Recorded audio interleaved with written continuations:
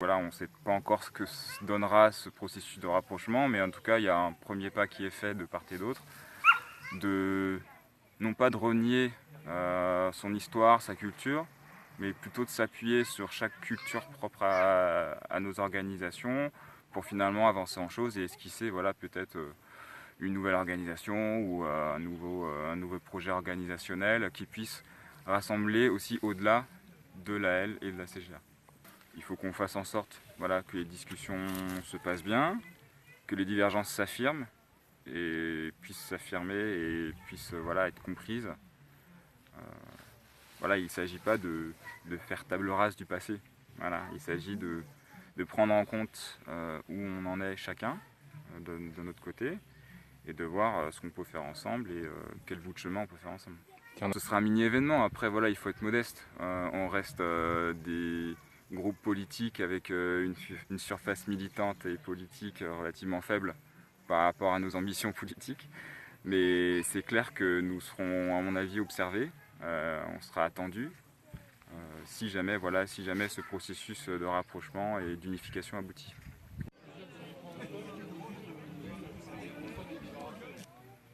On a besoin de ce genre d'espace et de ce genre de moments pour aussi se rencontrer, puisqu'on a des réunions formelles entre nos deux organisations, on échange de manière formelle entre secrétariats.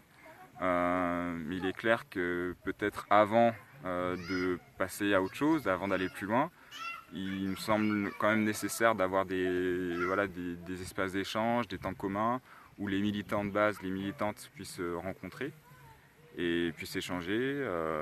Et là, on voit que voilà, finalement, on partage beaucoup. C'est là aussi où on voit qu'on a des cultures d'organisation qui sont assez fortes.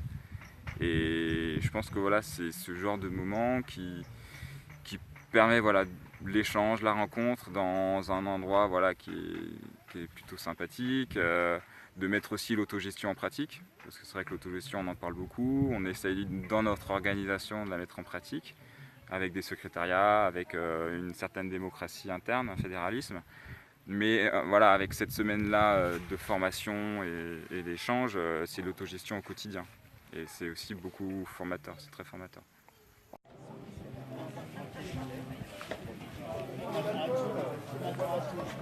Il y a des idées qui ont émergé hein, quand on parle effectivement que ce soit dans les universités, au niveau de la grève des femmes, au niveau des entreprises. Il y a déjà je dirais pas des plans de bataille qui sont discutés, mais voilà, l'idée c'est que certes c'est un moment convivial, c'est un moment informel, on est en vacances finalement, mais on ne perd pas de vue non plus nos objectifs politiques et on sait très bien que la rentrée va arriver vite.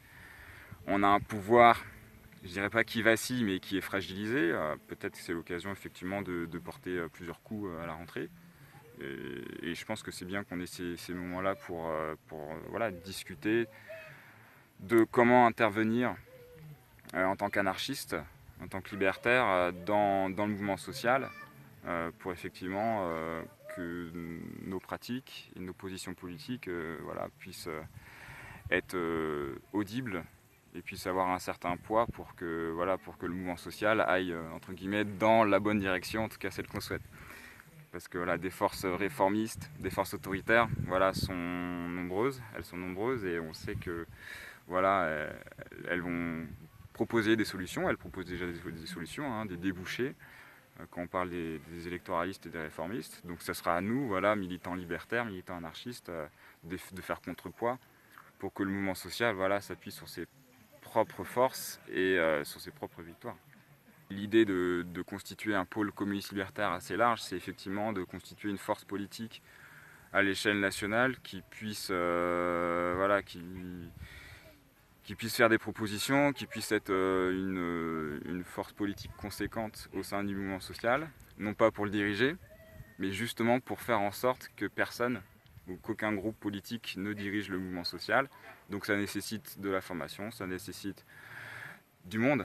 Effectivement, c'est beaucoup plus facile d'être une force politique active et audible dans un mouvement social quand on est voilà, à 500 que quand on est 100.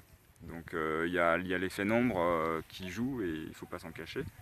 Après, le nombre ne fait pas tout. Voilà, il faut aussi voir avec quelles pratiques on s'insère dans le mouvement social, quelles expériences on en a eues.